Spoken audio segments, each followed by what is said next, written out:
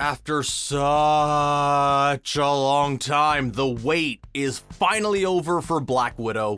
At last, the film answered all of our lingering questions about Black Widow's origin. Of course, this being Marvel, the only way that you could truly get all of her story is if you were an eagle-eyed comic book nerd who had read a lot of Black Widow comics, and luckily for you, that's exactly what we train our agents to do. Let's go. If you're anything like me, the one part of Nat's story that we were dying to know about was that legendary Budapest story that she referenced in the Avengers while her and Clint were fighting off those alien invaders. While we didn't get the flashback scene that I specifically asked Kevin Feige for, we got the next best thing. If you look really closely, you can make out how the whole thing went down. In the Budapest apartment, there are arrow markings on the wall that imply he and Nat fought there. We know that Clint got the order to take her out but made a different call. She ended up defecting, and in order to prove herself, she and Clint blew up Dreykov's building. This led to a massive battle through the streets of Budapest that apparently resembled a Chitauri army, at least to Nat, that is. The two then hid together an event where we could see that they spent their time playing tic-tac-toe, hangman, and becoming best friends. It would be so sweet if her little sister weren't trying to track him down to avenge her. In the original Avengers, Loki gives about as much of Natasha's backstory we would get for years. He made Clint spill all the beans about all of her greatest sins, or the red in her ledger. Among the many horrible things that Natasha had done in her career for both S.H.I.E.L.D. and the Red Room, the worst seemed to have something to do with Dreykov's daughter. Now we've learned that Nat tried to take out both Dreykov and his daughter as collateral damage in order to defect. This failed and allowed Dreykov to slink into the shadows. His daughter, meanwhile, went on to become the Taskmaster. That certainly is a lot of red in her ledger. There's one really quick line in Black Widow that references one more part of Marvel's Russian stories. Yelena mistakenly calls Alexei the Crimson Dynamo instead of Red Guardian. Crimson Dynamo was actually a villain in Marvel Comics. Whereas Red Guardian was the Russian Captain America, Crimson Dynamo was like the Russian Iron Man. He was thrown into a blender with the character Whiplash for Ivan Vanko in Iron Man 2. That being said, there were several Crimson Dynamos in the comics, so we could see one pop up in Armor Wars when Rhodey finally gets his own solo series. Yelena was a surprisingly fun character, wasn't she? While the trailers certainly showed off her chops as an action star, they did not let us know that she would be cracking us up every other scene. Remember when Nat said beep beep in Age of Ultron? I always imagined the widows to be just a little strange, like someone who hasn't been around people much and mumbles to themselves and stuff, you know? Just kind of weird, but in a good way. Her best running gag by far concerned the first clothing item that she ever purchased, her jacket that had a ton of pockets. It turns out that this jacket was hiding in front of us the entire time. Natasha was actually wearing Yelena's jacket during Infinity War. I hope she got it back. In one of the cutest sequences that we see in the entire series, we see that Natasha had a secret love of James Bond movies. How big of a fan was she? Well, she could quote Roger Moore's Moonraker line by line, so I'd say a pretty big fan. Moonraker wasn't just chosen to show Natasha's hobbies, though. That movie ends with Bond fighting a giant floating base that looked a lot like Dreykov's Red Room base. I'm just glad that she did not have Scarlet Witch's powers, or she would have made a small town live out a series of Bond films over and over, like in WandaVision. The opening sequence of Black Widow spent a lot of time showing just how deep Dreykov's influence went. How did they pull this off so quickly? They used the old Forrest Gump tactic of inserting him next to real-life historical figures. Instead of the likes of JFK and Nixon, Dreykov was placed next to leaders like President Bill Clinton and President Vladimir Putin. What's kind of funny is that all of those historical figures are now canon in the MCU. Taskmaster might be one of the most intimidating villains we've seen since the Winter Soldier first showed off his knife trick against Cap. While the comic character is a villain named Anthony Masters, the MCU version is revealed to be Antonia Dreykov.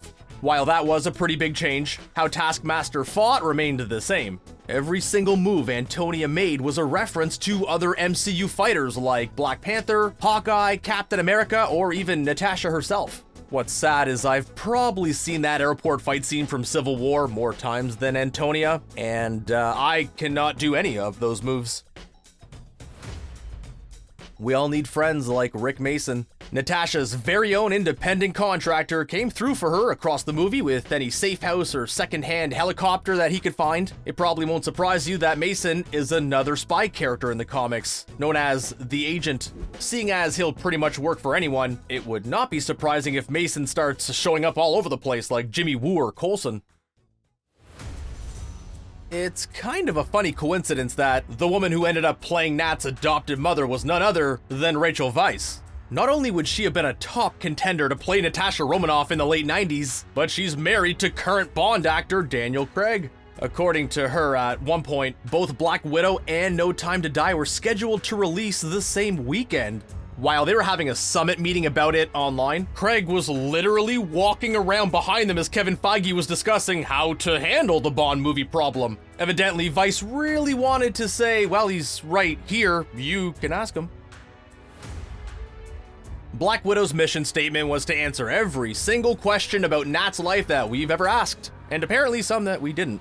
The movie ended with Mason acquiring the special Quinjet team Cap uses in Infinity War to save Wanda and Vision before flying to both Avengers HQ and Wakanda. I didn't know that we were going to get the Jet's origin story too, but now I'm really interested where it ended up, or what used Quinjet dealership Mason bought it off of. If there was something very familiar to you about that car chase scene with Taskmaster, that was no accident. The sequence was clearly modeled after the legendary chase scene from one of the greatest action movies of all time, Terminator 2. Not only does it have similar action beats, but even the score references some of the best moments from the chase. If Taskmaster does come back for another adventure, hopefully she keeps the Terminator references coming. Someone has to, now that Bucky's no longer Marvel's resident Terminator, the Winter Soldier. Okay, I've gotta come clean. While Black Widow definitely lived up to the hype, there was one thing I was hoping for that did not come. A cameo by Clint Barton. Well, a physical cameo, I mean. Jeremy Renner did have a brief vocal cameo talking to Nat through her earpiece during the Budapest mission. We need confirmation Dreykov's in the building. While I would have loved to see the entire Budapest story play out with both Nat and Clint, at least we got a little taste of it. Though, I wouldn't mind if they showed it all during the Hawkeye Disney Plus show coming out later this year, huh? Just saying, Disney, there's still time. If it seemed weird to you that Black Widow made an abrupt costume change to a white supersuit during Alexi's breakout, it's because it was a reference to one of the film's favorite Black Widow comic runs. In the series Black Widow Deadly Origin, Natasha is seen wearing the now iconic white uniform as snow camouflage, though it definitely came in handier during that story. It may have been snowy where Alexei was locked up, but they didn't do any covert ops in the snow. I'm not sure the bright white suit really did her any favors fighting in a prison, but hey, I'm not the super spy Avenger. One of the best scenes in the film was when Alexei was arm wrestling literally everyone in prison while telling tall tales about his time as the Soviet superhero, the Red Guardian. While one prisoner was not very impressed with his stories, the massive prisoner known as the Great Bear took issue with the timeline of Alexei's story about taking on the still frozen Captain America. Well, in the comics, the Great Bear was another Russian superhero who actually resembled a big bear. I would say that there's still time for him to become a hero like his counterpart, but I don't think that arm of his is going to be fighting anyone, ever again. If Alexei's stories weren't enough to keep the other prisoners entertained, his vast collection of tattoos probably do. His entire body is covered in Soviet propaganda, ideology, and references to his superhero past. I mean, his fists have Karl and Marx tattooed on them. What I find interesting is how reminiscent the tats are to another Marvel character, Ivan Vanko. Is it possible that Ivan and Alexei were tatted up by the same prison artist? According to my headcanon, they were. While discussing the experiments done upon the widows, Melina dropped a line that should be very interesting to Marvel fans eager to hear anything that hints at the X-Men. She stated directly that girls were passed through the program if they had some sort of genetic potential. This is very reminiscent of the language Hydra used to describe Wanda Maximoff when they were experimenting on her. Could this line be another brick Marvel is laying for the foundation of the mutants? I certainly hope so. That mind-controlled super soldier stick is awfully close to the Weapon X program, don't you think?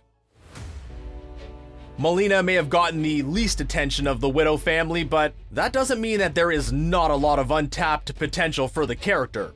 In the comics, she was a super spy by the name of Iron Maiden who always lived in the shadow of Black Widow's greatness. This led to them clashing on more than one occasion. Yelena's Iron Maiden mask is shown in her weapons room for a brief second, hinting that more action may be coming in her future. Something tells me we will see her put that mask on in a movie or a TV show sometime soon.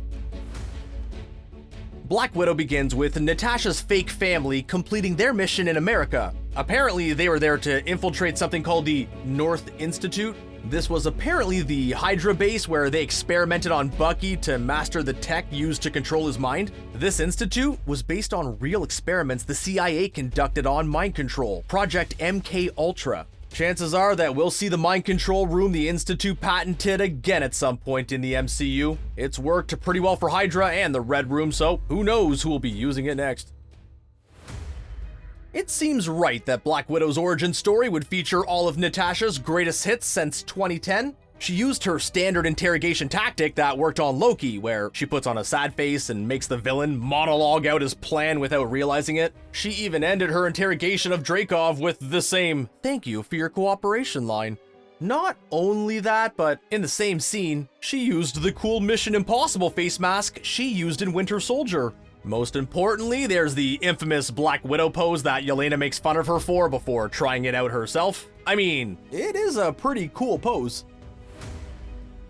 If you loved Black Widow and all you want is more, well, you are in luck. The movie is heavily based on the story Black Widow: Deadly Origins. This is the story of how Romanoff became the legendary Black Widow. It goes through her childhood and sends her on an adventure that sees her past and present colliding.